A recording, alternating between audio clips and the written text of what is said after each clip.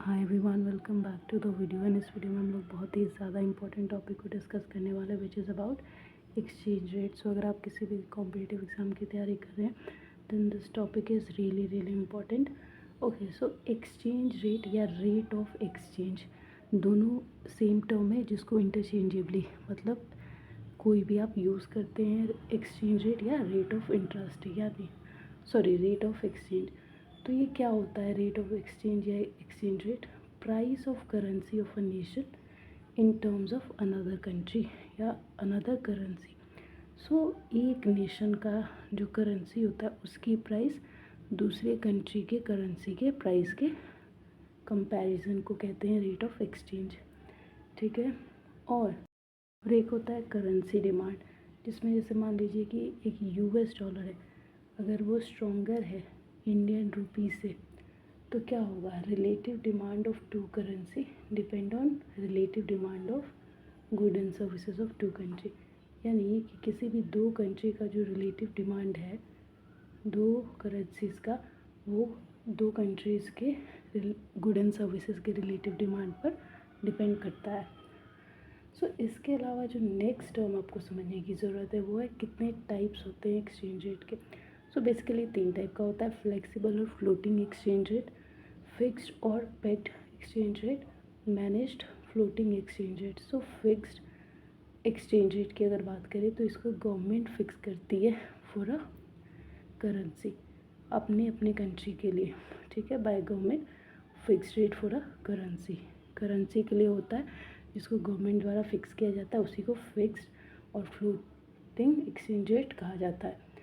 सो जो कंट्री होती है वो फिक्स करती है अपनी करेंसी की वैल्यू, और एक्सटर्नल स्टैंडर्ड जैसे कि गोल्ड एंड सिल्वर या फिर करेंसी ऑफ अदर्स, ये सब गवर्नमेंट द्वारा फिक्स किया जाता है, जो कि फिक्स्ड एक्सचेंज रेट में आता है।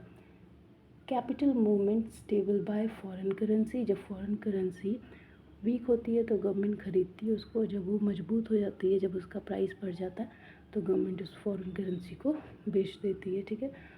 और बेसिकली जो फिक्स्ड एक्सचेंज रेट है उसका यूज़ किया जाता है कैपिटल मूवमेंट को स्टेबल करने के लिए, पैसे की मूवमेंट को। अब ये तो नहीं है जैसे हम कहते हैं कि गवर्नमेंट जितना चाहे नोट छाप ले, हमें मेहनत करने की ज़रूरत ना पड़े। सो वही यहाँ पे कहने का मतलब है फिक्स्ड, यानी कि गवर्नमेंट इतना फिक्स कर देती है करेंसी या कैपिटल को कि उसका जो मूवमेंट है वो स्टेबल रहेगा, कि अगर उसने बोला है 50,000 तो 50,000 ही होगा, उससे ज़्यादा नहीं होगा। इसके अलावा पेगिंग क्या होता है? जो डोमेस्टिक करेंसी होती है ना, उसको जब दूसरे कंट्री के करेंसी से टाई अप कर देते हैं, यानी कि एक कंट्री का करेंसी दूसरे कंट्री के साथ टाई हो जाना या एक साथ जुड़ जाना, मर्ज हो जाना, उसके जैसे मान लीजिए इंडियन रुपी और यूएस डॉलर को एक साथ टाई अप कर दिया तो उसको हम कहेंगे पेगिंग। डोमेस्टिक करेंसी का वैल्यू जब दूसरे करेंसी के साथ टाई किया जाए, दैट इज़ द पेगिंग। और ये गोल्ड्स की टर्म में हो सकता है। ओके, इसके अलावा होता है फ्लेक्सिबल एक्सचेंज रेट। सो इसमें forces of demand and supply होता है बेसिकली, जिसमें गवर्नमेंट का रोल नहीं होता, मार्केट कंडीशन पे डिपेंड करता है फ्लेक्सिबल एक्सचेंज रेट सिस्टम। और ये करेंसी को अप्रिशिएट और डिप्रिशिएट भी करता है, यानी कि करेंसी की वैल्यू बढ़ती भी और घटती भी है, इसमें फिक्स नहीं होता है, मार्केट कंडीशन के हिसाब से इसमें एक्सचेंज होता है। ओके, सो जो रेट ऑफ एक्सचेंज है वो इसमें चेंज होते रहता है। क्यों चेंज होते रहता है? क्योंकि ये मार्केट कंडीशन पे डिपेंड करता है।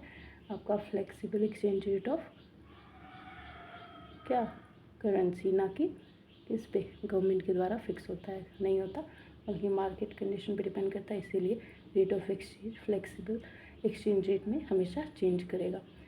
मैनेज्ड एक्सचेंज रेट की अगर बात करें तो ये फिक्स्ड और फ्लेक्सिबल दोनों होता है, फिक्स्ड और फ्लेक्सिबल दोनों होता है एक्सचेंज रेट सिस्टम। ठीक है। इसके अंदर तो ये जो आपका रेट ऑफ एक्सचेंज में मार्केट फोर्सेस डिटरमाइन करते हैं। ठीक है। सेंट्रल बैंक का भी इंटरफेरेंस होता है इसमें, और इसीलिए क्योंकि ये ना ही फिक्स है ना फ्लेक्सिबल है, इसको डर्टी फ्लोटिंग भी कहा जाता है because of its feature, managed rate of exchange को। ओके, सो एक टर्म होता है डीवैल्यूएशन। डीवैल्यूएशन का मतलब क्या होता है? जब किसी भी डोमेस्टिक करेंसी की वैल्यू में रिडक्शन, कमी आ जाए या कमज़ोर हो जाए वो करेंसी, तो उसको हम कहते हैं डीवैल्यूएशन बाय गवर्नमेंट, ठीक है।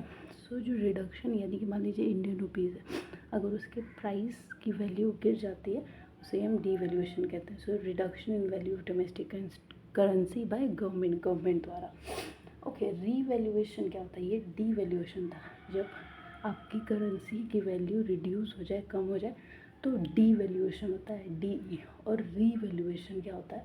जब आपकी जो करेंसी है उसकी वैल्यू गवर्नमेंट द्वारा बढ़ा दी जाए, उसे कहते हैं रिवैल्यूएशन। और वही जब रिडक्शन कर दी जाएगी आपकी करेंसी की वैल्यू गवर्नमेंट द्वारा, तो उसको डीवैल्यूएशन कहेंगे। तो ये टर्म्स में कंफ्यूज मत होना, डीवैल्यूएशन यानी रिड्यूस कर देना और रिवैल्यूएशन यानी कि बढ़ा देना। सो गवर्नमेंट द्वारा होता है ये। और ये कब होता है रिवैल्यूएशन? जब value of currency, domestic currency foreign currency के कंपैरिजन में बढ़े, ठीक है, इन फिक्स्ड एक्सचेंज रेट, उसी एक्सचेंज रेट में बढ़े। सो तब कहते हैं कि भाई रिवैल्यूएशन हो रहा है, यानी कि हमारी जो करेंसी है उसकी वैल्यू बढ़ रही है। इसके अलावा होता है करेंसी मैनिपुलेशन। इसमें क्या होता है? अनफेयर करेंसी प्रैक्टिस होती है, गलत तरीके से करेंसी का यूज़ किया जाता है। ये नहीं कि इलीगल, यानी कि स्टेबिलिटी नहीं होती है, जहाँ पे मैनेजमेंट की कमी होती है ना, कुछ अथॉरिटीज़ की कमी होती है जो संभाल नहीं रहे होते, इलीगल नहीं होती, lack of management facilities. So unfair currency practice होती है। इसमें डोमेस्टिक करेंसी डीवैल्यू हो जाती है against dollar. Devaluation cost of export from that country reduce. जब करेंसी मैनिपुलेशन होता है तो जिस कंट्री में हुआ है वहाँ से एक्सपोर्ट जो है वो सस्ता हो जाता है, ठीक है।